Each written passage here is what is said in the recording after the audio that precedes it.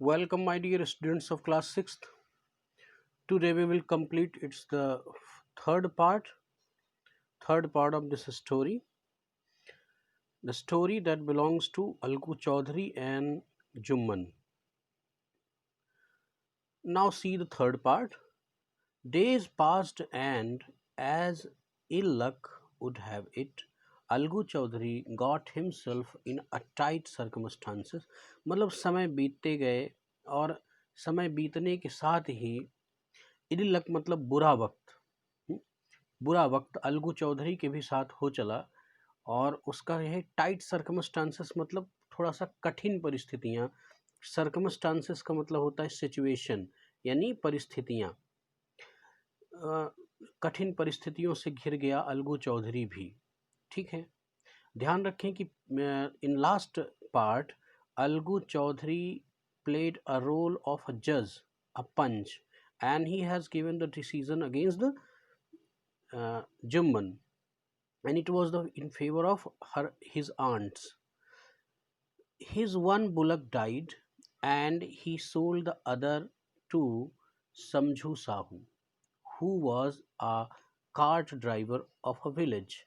अब देखिए, विलेज में एक कार्ट ड्राइवर है। कार्ट का मतलब होता है बैलगाड़ी, जो गाड़ी होती है ना, घोड़ा गाड़ी, बैलगाड़ी, इनका वो चालक था विलेज का। कौन? समझू Sahu.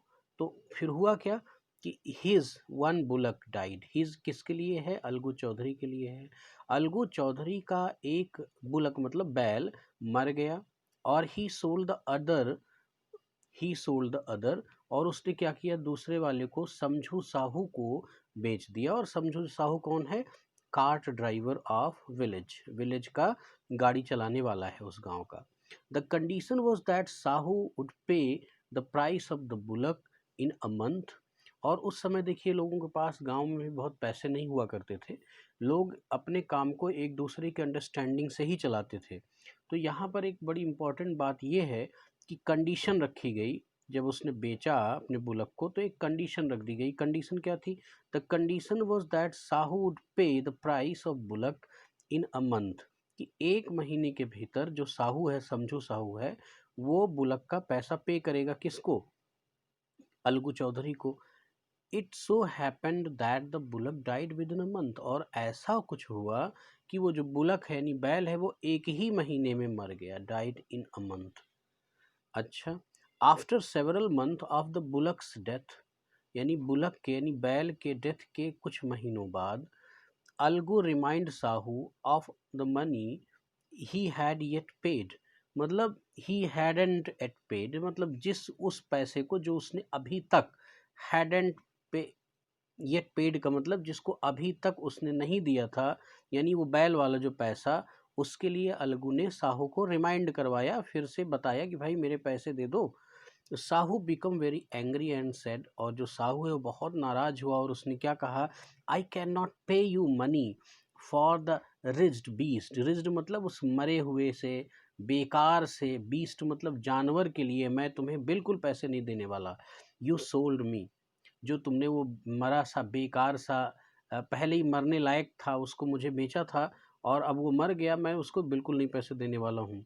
He brought us nothing but ruin, उसने हम लोगों के लिए कुछ नहीं, सिर्फ तबाही के अलावा और कुछ नहीं दिया उस बैल ने। I have a bullock, you can use it for a month and then return it to me, but I shall not give you any money for the dead bullock. अब यहाँ पर साहू कह रहा है कि मेरे पास भी एक बुलक है, चाहो तो तुम उसे ले लो। यू कैन यूज इट, तुम उसको यूज कर सकते हो, फॉर अ मंथ, एक महीने तक। मतलब चूंकि वो एक महीने तक वो उसके यहाँ रहा और लगभग एक महीने के अंदर ही मर गया, तो बोला अब देखो पैसे तो मैं नहीं दे सकता, तुम ऐसा करो, मेरे पास भी एक बैल है, उसको ले लो, एक महीने यूज करो, फिर मेरा रिटर्न कर देना। And then return it to me, but I shall not give you any money for the dead bullock. मरे हुए बुलक का मैं तुम्हें एक पैसे नहीं देने वाला हूँ। अच्छा, तो अब क्या हुआ? Algu determine to take this case to the panchayat. अब अलगू ने ये निर्णय लिया, डिटरमाइन मतलब निश्चय किया, क्या? कि इस केस को मैं पंचायत के सामने ले जाऊंगा। For a second time in a few month preparations were made for holding the panchayat, यानी कुछ महीनों बाद ही फिर से एक बार पंचायत लगी। अब मैटर साहू और अलगू के बीच में है। Both the parties began to meet peoples to seek their support. दोनों लोग, देखो पंचायत हेल्ड करने से पहले लोग मिलते हैं, मिल करके अपनी बात बताते हैं, लोगों को कन्विंस करने का प्रयास करते हैं कि नहीं मैं सही हूँ वो गलत है। इस तरह कुछ दिन ये प्रक्रिया चलती है, फिर उसके बाद पंचायत एक निश्चित डेट पर बुलाई जाती है। तो वही हुआ कि both the parties began to meet peoples to seek their support. उनका सपोर्ट लेने के लिए लोगों से मिलने लगे, दोनों अपनी अपनी बात रखने लगे। The panchayat was held under a banyan tree. फिर से पंचायत कहाँ पर, वही जो बरगद का पेड़ है उसके नीचे हुई। Algu stood and began to say. Algu खड़ा हुआ और कहना शुरू किया, the voice of panch is the voice of God. जो पंचों की आवाज़ है, यानी जो पंचायत में बैठे हुए न्यायाधीश हैं, उनकी आवाज़ वॉइस ऑफ गॉड, भगवान की आवाज़ है। Let Samjhu Sahu nominate the head panch. Let let Samjhu Sahu मतलब समझू साहू को हेड पंच नॉमिनेट करने दिया जाए। तो चूंकि वो उसका सेकेंड पार्टी है, लेकिन फिर भी कह रहा है कि अलगू ने कहा कि समझू हेड पंच को नॉमिनेट करे। आई विल ओबे हिज डिसीजन। मैं उसके डिसीजन का ओबे करूँगा, पालन करूँगा, आज्ञा मानूंगा, जो भी डिसीजन होगा। Sahu nominated the name of the Jumman as head panch. Head panch के रूप में साहू ने, समझू साहू ने किसको नॉमिनेट किया? जुम्मन को। अब देखिए ये जुम्मन कौन है? जिनके अगेंस्ट अलगू साहू ने लास्ट पंचायत में डिसीजन दिया था, वही है जुम्मन, और आज वो हेड पंच बन रहे हैं। तो Alagu's heart sank and he became pale but what could he do. Alagu का जो हृदय है वो सैंक मतलब डूबा जा रहा था, यानी डर के मारे डूबा जा रहा था। सिंह का सैंक है, डूबने, यहाँ कोई पानी तो है नहीं डूबने जैसा, यही प्रतीकात्मक शब्द है कि उसका दिल बैठा जा रहा था। And he became, second form of become. Pale का मतलब डर या भय से पीले पड़ जाने की स्थिति में हम लोग पेल का यूज करते हैं। But what could he do, लेकिन वो करे तो क्या करे, कुछ नहीं कर सकता था। When Jumman became head punch, he realized his responsibility as a judge and the dignity of the office. अब ये बड़ी इंपॉर्टेंट लाइन है कि वेन जुम्मन बिकम हेड पंच। आज जो जुम्मन जब हेड पंच बनता है तो ही रियलाइज्ड हिज रिस्पॉन्सिबिलिटीज। अब उसने अपनी उन जिम्मेदारियों का महसूस किया, को अनुभव किया एज अ जज, कि एक जज की जिम्मेदारी क्या होती है, and the dignity of the office, यानी कोई जो कार्यालय है, तो एक तरह से वो पंचायत एक पूरा समूह एक कार्यालय है, तो उसकी जो डिग्निटी है और जो जज बनने की रिस्पॉन्सिबिलिटी है वो क्या है, तो अब महसूस कर पा रहा है वो कि इतना आसान नहीं होता कि अपनी कोई बात, अपने मन की कोई बात, कोई भड़ास निकाल ली जाए गलत निर्णय देके। आप जब पंचायत बनते हैं, जब आप हेड बनते हैं, तो आपको सही डिसीजन लेना ही पड़ता है। तो could he have his revenge now after sitting on the high position. Could he have, क्या मतलब वो जो अपने बदले, रेवेंज का मतलब जो बदला है, क्या बदला कि अलगू चौधरी ने उसके अगेंस्ट दिया था निर्णय, तो क्या वो उस बदले को ले सकता है after sitting on that high position, इस हाई पोजीशन पर बैठने के बाद। तो वो हाई पोजीशन क्या है जरा देखिए, वो हाई पोजीशन है क्या?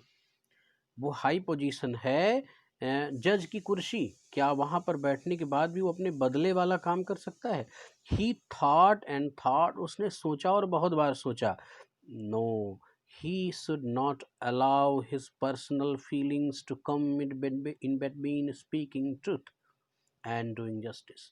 उसने ये निर्णय लिया कि ही शुड नॉट अलाउ, मतलब बिल्कुल भी वो अपनी पर्सनल फीलिंग्स को अपने जस्टिस, ट्रुथ एंड जस्टिस के बीच में नहीं आने देगा।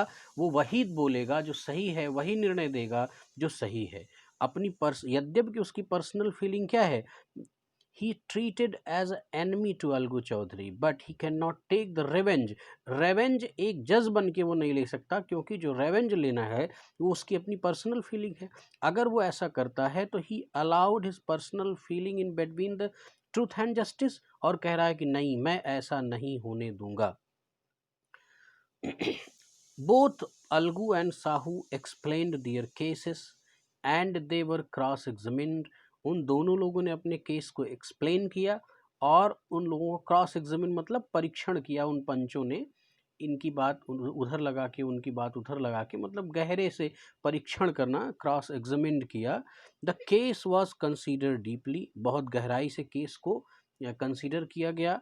देन जुम्मन डिक्लेयर्ड, तब जुम्मन डिक्लेयर किया, क्या डिक्लेयर करता है कि it is the opinion of panch and panch, ये जो पंचों का ओपिनियन है वो क्या है जरा देखिए, that Sahu should pay the price of the bullock, कि साहू को बुलक का यानी बैल का पैसा देना ही पड़ेगा, पे करना पड़ेगा।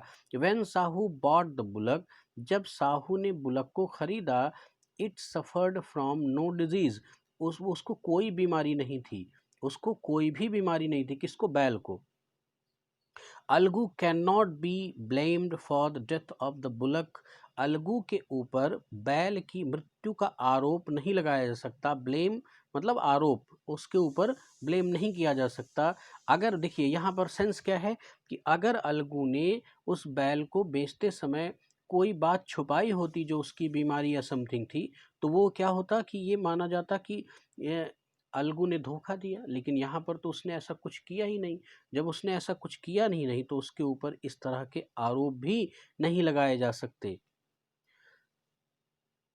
blamed for the death of the bullock because its death was unfortunate, ये तो दुर्भाग्य से उसकी मृत्यु हो गई। Algu could not control over his feeling, और ये निर्णय सुनते ही अलगू अपने भावों को, अपने फीलिंग्स को कंट्रोल नहीं कर सका। He said loudly over and over, बहुत तेजी तेजी वो कहने लगा, क्या कहने लगा, victory of the panchayat, panchayat की जय हो, पंचायत की जय हो। दिस इज जस्टिस, यही न्याय है, क्या गजब का न्याय है। God lives in the voice of panch, भगवान ही बसते हैं पंचों के आवाज में, पंचों के निर्णय में। Soon after Jumman came near to Algu, और जल्दी ही जुम्मन अलगू के पास आया। एम्ब्रेस्ड हिम, उसको गले लगाया, एंड एम्ब्रेस्ड मतलब गले लगाना, एम्ब्रेस्ड मतलब गले लगाना, और कहा I had become your enemy, मैं तो तुम्हारा दुश्मन हो गया था। Since the last panchayat, last panchayat के बाद, लास्ट पंचायत से तो मैं तुम्हारा दुश्मन हो गया था। Now I have realise the responsibility of a panch, अब मैंने एक पंच की, पंचायत के न्यायाधीश की, जज की जो रिस्पॉन्सिबिलिटी है उसको अब मैंने महसूस किया। A panch has no friend no enemy, सच तो यही है कि एक जो पंच होता है ना तो उसका कोई मित्र है ना तो उसका कोई शत्रु है। ही नोज ओनली जस्टिस, वो केवल और केवल न्याय जानता है, कौन, पंच अर्थात जज। Let no one deviate from the path of the justice and truth for friendship और इनमिटी, मतलब यहाँ पर कि वो केवल और केवल क्या जानता है, जस्टिस, वह अपने न्याय की अवधारणा को, सत्य को, अपनी फ्रेंडशिप या एनमिटी यानी दोस्ती या दुश्मनी की वजह से बिल्कुल डेविएट मतलब मूव नहीं होने देता, इधर उधर पथभ्रष्ट नहीं होने देता, इधर उधर जाने नहीं देता, बल्कि वो सटीक निर्णय करता है, ये चीज़ है। Embraced his friends Algu, he wept, और अलगू को गले लगाते हुए वो रोने लगा। The dirt of misunderstanding between them was washed away by his tear, और जो वो धूल थी, कौन सी, मिसअंडरस्टैंडिंग की, उनके बीच में जो मिसअंडरस्टैंडिंग की धूल थी वो क्या हुई, उन्हीं आंसुओं के साथ धुल गई। तो इस तरह से ये कहानी हुई।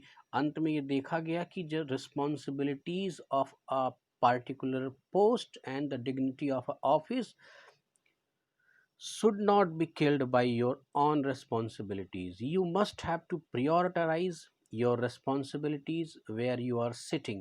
You cannot use your personal feelings uh, during your office responsibility and the dignity of the post. ये मैसेज इसका रहा। तो इसके जो लेखक हैं वह एनोनमस, एनोनमस कोई व्यक्ति नहीं मतलब गुमनाम, किस लेखक की ये राइटिंग है ये नहीं बताया गया, एनोनमस बोल दिया गया।